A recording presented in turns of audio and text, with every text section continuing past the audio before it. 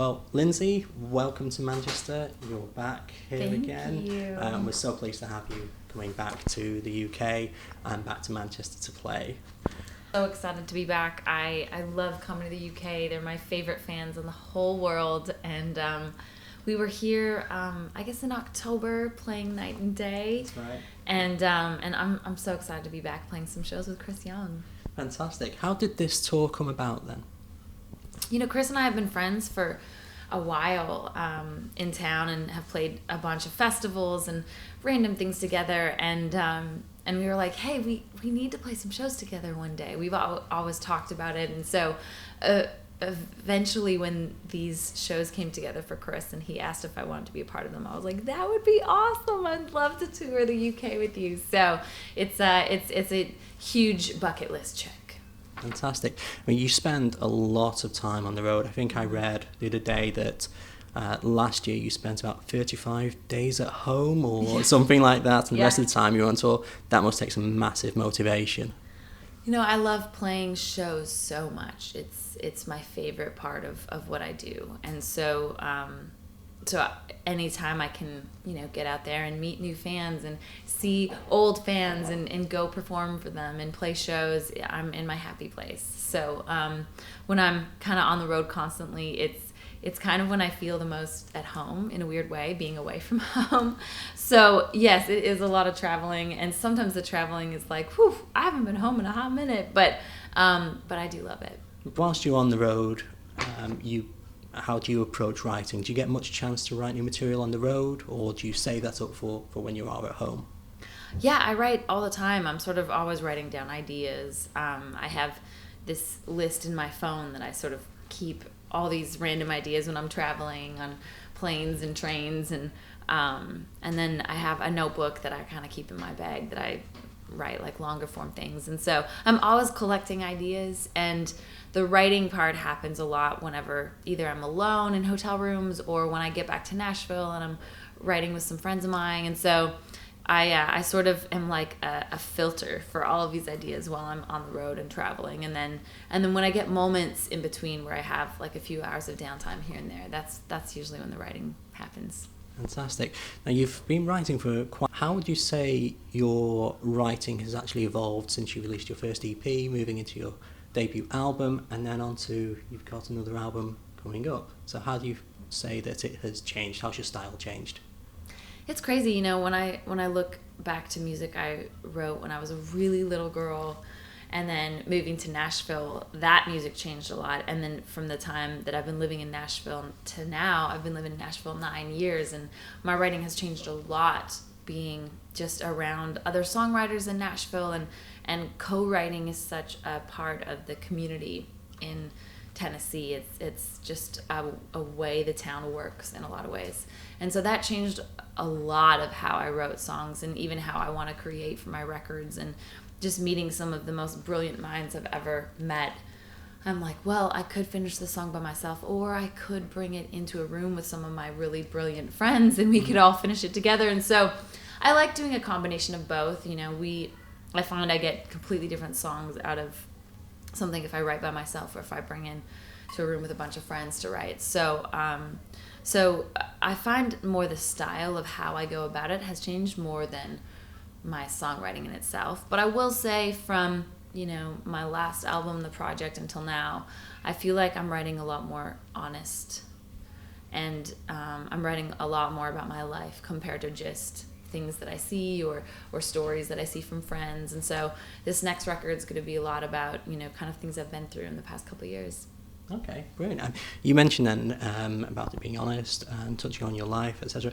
Something I read, you mentioned on Instagram the other day, was I finally feel like I know who I am, and that feels good. Yeah. I just wonder if you could expand on that a little bit. Yeah, I mean, I just turned 30, as much as I hate to say it. And I feel like if it's crossing that, 30 line or turning, that age, and mixed with, me being single over the past year and a bit, I've just have had a lot of moments of like self-discovery, and where I feel like I'm really sort of, I don't know, going through identity crises. And as artists, we go through that a lot, but but maybe it's just this time in my life where I feel like everything is sort of like, okay, what are you doing and why are these things happening?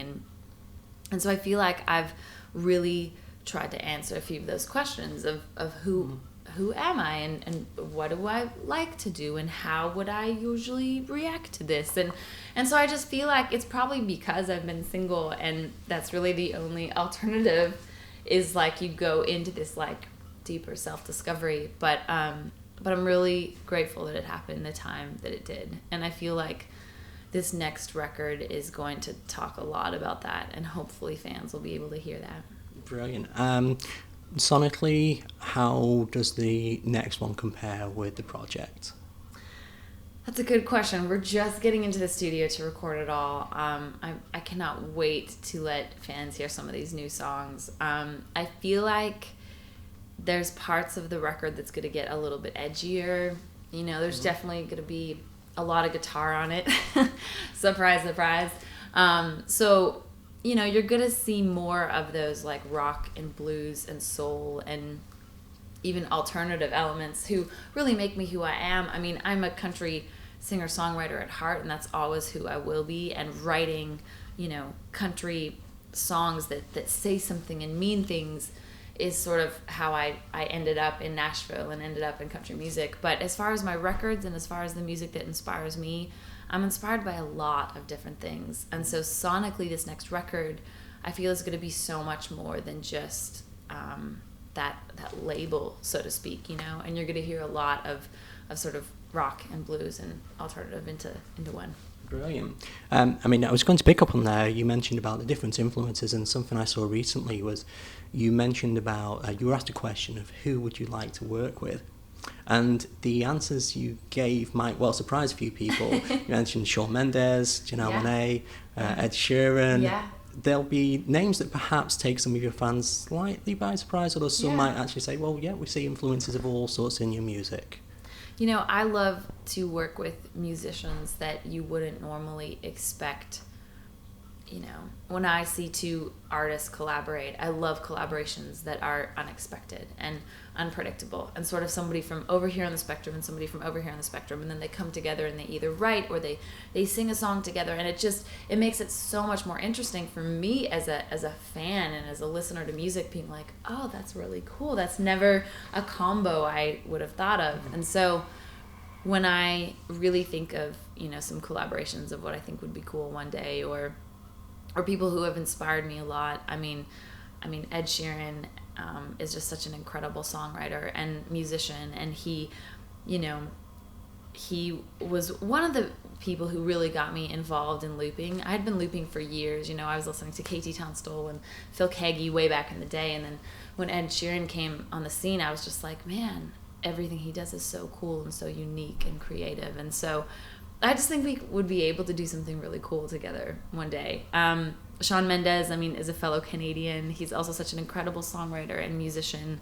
I think that could be really cool. And Janelle Monáe is she's like the epitome of girl power to me. It's just so intriguing, and her music is so creative, and she's such a badass, if I can say that. And so I think we could do something really neat. Brilliant. And you mentioned looping. The first time we saw you was at the Ruby Lounge. Yes. Where you performed at a band show there, and there's some incredible looping going on. Your guitar playing blew us away. Thank you. How, you know, do you have a sort of similar approach to guitar playing now? So that was about, 4 or 5 years back? Do you have a similar approach now? Has your style changed? Has your guitar playing changed and guitar influence changed? Yeah, I think I've definitely built on the looping thing. When I do the looping thing in my set, I love to just grow it to different heights. I mean, there's so much you can do looping-wise, and sometimes when I'm flying across the world, I can't bring all of the gear I want with me to be able to loop everything I can. But this tour, I actually have my band out with me, which I'm so excited to be able to bring sort of like a full band thing to Manchester. And so we'll be, you know, kind of putting on a completely different show than I have in the past, which I'm really excited about, as well as maybe in my acoustic portion of my set, kind of looping a few things to make sure that that fans see that I haven't lost that side of myself. But yeah, I love having a band. It allows, you know, me to take the show in completely different directions and play, you know, songs in different ways. And I just love being able to take the audience on like that kind of wide of a journey. Brilliant. I mean, I was going to say, we've seen you play solo sets, acoustic, joint headline set last year, which was incredible. We've seen you play band shows. Do you have a preference for, if somebody said, we want you to go on tour and just do it how you want, what would your preference be? It's a good question. I mean, my preference is probably with like a really great, tight, small band. Just because you can pivot so fast. And as far as a live show, I mean, you can just take songs and go into other songs. I mean, I kind of love playing shows where you don't even make a set list. You know, we may have like a guide of where we think we might go, but to just really truly play for the room and see, you know, where they're going, or if they yell out songs, or, you know, to break a song down and throw in, you know, a cover or something. It's just so fun to me to be able to play a show like on a pinpoint, and you can turn at any point of the show, which you know, playing solo, and I love looping, and there's a specialty to, or there's a special quality of like a show that's that intimate when, you know, it can just be me and an acoustic guitar. But having a band just allows me to, you know, do some other things. And so that's probably my favorite, is playing electric with like a tiny, amazing band. Cool. And just a couple of last points. You mentioned your album that you're going to have coming up. In the past, you've, both live and with your recorded material, you've thrown in things that have been slightly unexpected. You mentioned performing without set lists. Last year, with the last album, you were painting guitars. Do you have anything unexpected that you're going to throw in this one, or anything that's slightly unconventional? So much so that planning, we're like, wow, how much time is all of this stuff going to take? I'm so excited.